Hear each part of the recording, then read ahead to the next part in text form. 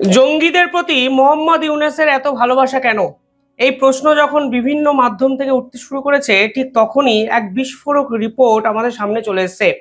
সেই রিপোর্টের প্রথম পর্ব নিয়ে আমি একটি ভিডিও বানিয়েছি। সেই ভিডিও আপনারা আমাদের চ্যানেলে গিয়ে দেখতে পারেন এবং এই থাম্বনেলটি আমি দেখাচ্ছি। সেই ভিডিওটি দেখবেন এবং আজকের এই ভিডিওটির সঙ্গে লিঙ্ক আপ করবেন এবং বুঝবেন মোহাম্মদ ইউনূস কিভাবে দিনের পর দিন জঙ্গি যোগে রীতিমতো আক্রান্ত।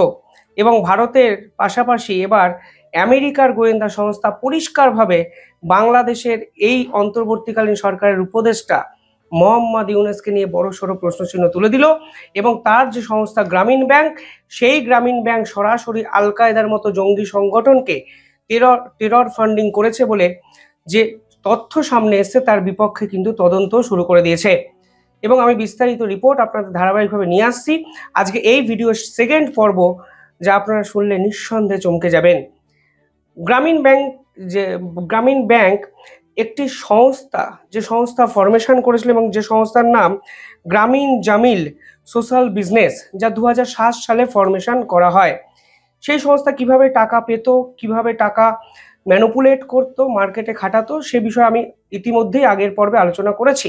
এবার এই যে কর্পোরেট সংস্থা ফর্ম করা হয়েছে, সেই কর্পোরেট সংস্থার ডিরেক্টর কারা? এই ডিরেক্টর লিস্ট যদি দেখেন তাহলে দেখবেন এর মধ্যে এমন কিছু ব্যক্তিত্ব ঢুকে আছে যারা সরাসরি আল কায়দার সঙ্গে যুক্ত এবং তাদের যে প্রপার্টি, তাদের যে পয়সা, সেই পয়সা সরাসরি তারা টেরর ফান্ডিংয়ে কাজে লাগিয়েছে। এবং মোহাম্মদ ইউনূসের সংস্থার পক্ষ থেকে কোটি কোটি টাকা আল কায়দার মতো সংগঠনে গেছে, তা কিন্তু আজকে আমি দাবি করছি না, আমেরিকার গোয়েন্দা সংস্থা CIA তারা দাবি করেছে এবং তারা টেরর ফান্ডিং রিলেটেড একটি লিস্ট আন্তর্জাতিক স্তরের সামনে প্রকাশ করে দিয়েছে। এই সংস্থার ডিরেক্টরের নাম জাহির আল মুনাজেদ। এই ব্যক্তি আসলে চেয়ারম্যান অফ গ্রামীণ জামিল মাইক্রোফিন্যান্স লিমিটেড, অর্থাৎ গ্রামীণ ব্যাংকের আন্ডারে একাধিক ছোট ছোট সংস্থা, একটি সংস্থার নাম গ্রামীণ জামিল মাইক্রোফিন্যান্স লিমিটেড। তার চেয়ারম্যানের নাম জাহির আল মুনাজেদ। এই ব্যক্তি 25 বছর আসলে ইন্টারন্যাশনাল বিজনেস এক্সপিরিয়েন্সের উপর কিন্তু তার অভিজ্ঞতা আছে, বিভিন্ন কাজকর্ম করেছেন এবং তিনি কিন্তু প্রেসিডেন্ট ALG গ্রুপ, অর্থাৎ বুঝতেই পারছেন হাই প্রোফাইল ব্যক্তিত্ব, যার সঙ্গে মোহাম্মদ ইউনূস গাঁটছড়া বেঁধেছিলেন এবং যাকে সঙ্গে নিয়ে এই গ্রামীণ ব্যাংকের সঙ্গে গ্রামীণ জামিল মাইক্রোফিন্যান্স লিমিটেড তৈরি করেছিল। দেখুন, নামে তো মাইক্রোফিন্যান্স, ফলে আপনারা সহজেই বুঝতে পারছেন এই কোম্পানির মনিটারি সার্কুলেশনটাই কিন্তু হতো মাইক্রো ফিন্যান্সের মাধ্যমে। শুধুমাত্র একটি রাষ্ট্র নয়, তারা একসঙ্গে 3টি মহাদেশ এবং তুরস্কের মতো রাষ্ট্রতে তারা কিন্তু সুদের ব্যবসা করত বলে এই রিপোর্টে প্রকাশিত হয়েছে। এবং MENA এবং তুর্কি কানেকশন স্পষ্ট। MENA মানে মিডল ইস্ট, নর্থ আফ্রিকা এবং তুরস্কের পাশাপাশি একাধিক গুরুত্বপূর্ণ মুসলিম প্রধান রাষ্ট্রে এই মাইক্রোফিন্যান্সের ব্যবসা ছড়ানোর জন্য মোহাম্মদ ইউনূস বেসিক্যালি জাহির আল মুনাজেদের সঙ্গে কোঅপারেশন করেন। সেখানে তথ্য বলছে এই পুরো সার্কেলে আরও একজনের নাম উঠে আসে। তার নাম হলো ইউসুফ জামিল। তাকে আবার বলা হতো 1980-র দশকে ক্যাসিনো সার্কেলসের রাজা, অর্থাৎ তিনি জুয়ার সঙ্গে মেতেছিলেন, জুয়ার সঙ্গে দিনের পর দিন ঘর করেছেন এবং পরবর্তীকালে তাকে ইউরোপের বা আমেরিকার বিখ্যাত সংস্থা ডেইলি মেল তারা কিন্তু প্লে বয় হিসাবেও ব্যাখ্যা করেছেন। অর্থাৎ বুঝতেই পারছেন অত্যন্ত কৃতী এক ব্যক্তির সঙ্গে মোহাম্মদ ইউনূস পার্টনারশিপ করেছিলেন। এবং তার বিপক্ষে ইন্টারেস্টিং বিষয় হলো ইন্টারন্যাশনাল চাইল্ড অ্যাবডাকশনের কেস আছে, অর্থাৎ ছোট ছোট শিশুদের পাচার করার অভিযোগ কিন্তু এই ব্যক্তির বিপক্ষে আছে, যার নাম ইউসুফ জামিল, যিনি মোহাম্মদ ইউনূসের সংস্থার আরও একজন ডিরেক্টর।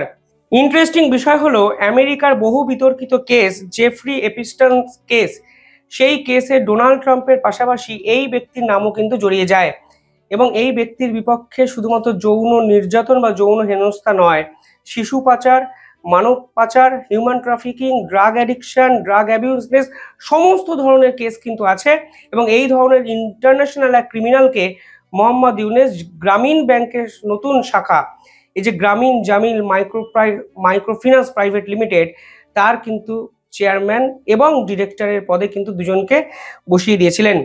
ইন্টারেস্টিং বিষয় কি জানেন, জুলাই 2024 এই পুরো বিষয়গুলো নিয়ে ব্রিটিশ আদালতে একটি কেস করা হয়, মামলা করা হয়, এবং মামলার বিষয়বস্তু কিন্তু এই পার্টিকুলার ইস্যুটি ছিল। এবং সেখানে এই যে দ্য ওয়াল স্ট্রিট জার্নাল, যাকে নিয়ে এত বিতর্ক, যে যারা এই রিপোর্টটিকে প্রকাশ করেছে, তারা কিন্তু সরাসরি এই ব্যক্তিকে car tycoon linked to Bin Laden এই শিরোনামে আখ্যায়িত করেছিল। এবং সেই রিপোর্ট কিন্তু বেরিয়েছিল 8ই জুন 2003, যদিও 2024 গিয়ে এই পুরো বিষয়টার মামলা মোকদ্দমায় জড়িয়ে পড়ে। অর্থাৎ লাদেন লিঙ্ক কিন্তু এই ব্যক্তির সঙ্গে ওতপ্রোতভাবে জড়িয়ে যায় এবং লাদেনকে দিনের পর দিন মাইক্রোফিন্যান্সের নামে মিডল ইস্ট থেকে টাকা কালেক্ট করে টাকা সরবরাহ করেছে এই সংস্থা। আল কায়দাকে টেরর ফান্ডিং করেছে, হিউম্যান ট্রাফিকিংয়ে যুক্ত, শিশুদের নির্যাতনে যুক্ত, যৌন হেনস্থায় যুক্ত, অর্থাৎ ভুরি ভুরি অভিযোগ, কোনটা ছেড়ে কোনটা বাদ দেবেন। এই সংস্থা মোহাম্মদ ইউনূসের প্রধান সংস্থা এবং এই ব্যক্তি মোহাম্মদ ইউনূসের প্রধান শাগরেদ।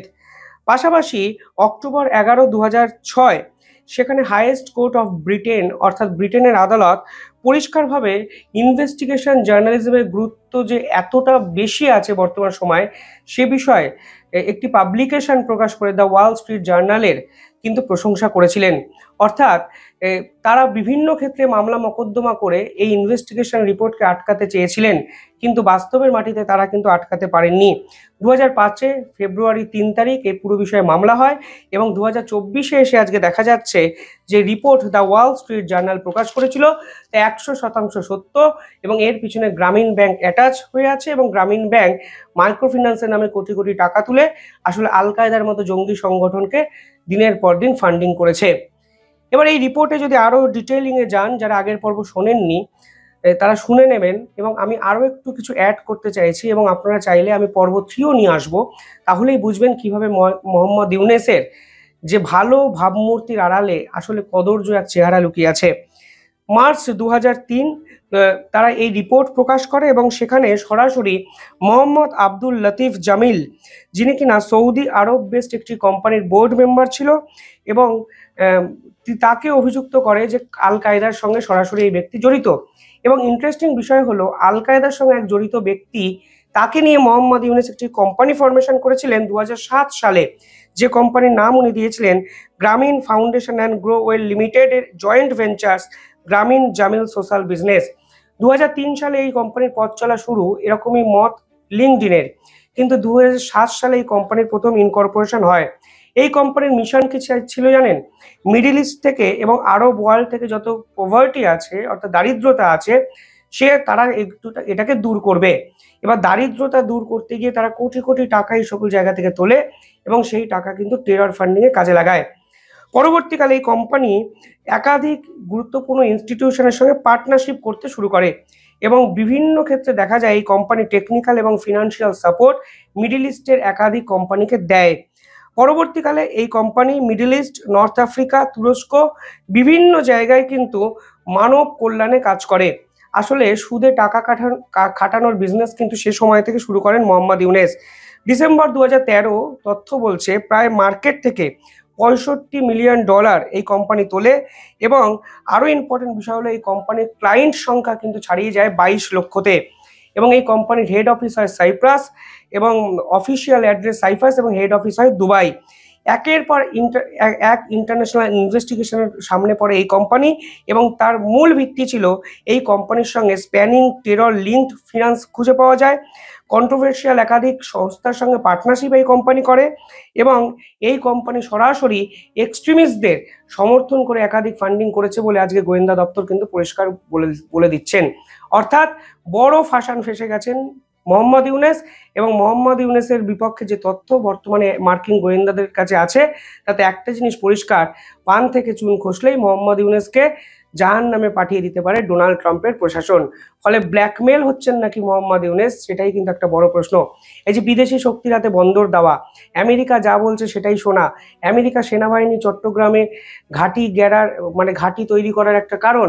ফলে সব মিলিয়ে দেখুন মোহাম্মদ ইউনূস আসলে আমেরিকার হাতের পুতুল হয়ে গেছেন, কারণ তার বিপক্ষে এই ধরনের তথ্য মার্কিন গোয়েন্দাদের কাছে আছে এবং যার জন্য যে কোনো মুহূর্তে গ্রেফতার হতে পারেন এই মোহাম্মদ ইউনূস। যাই হোক, আপনারা কিভাবে দেখছেন পুরো বিষয়টি কমেন্টে জানাবেন। দেখতে থাকুন দ্য ইন্ডিপেন্ডেন্ট বেঙ্গল। ধন্যবাদ।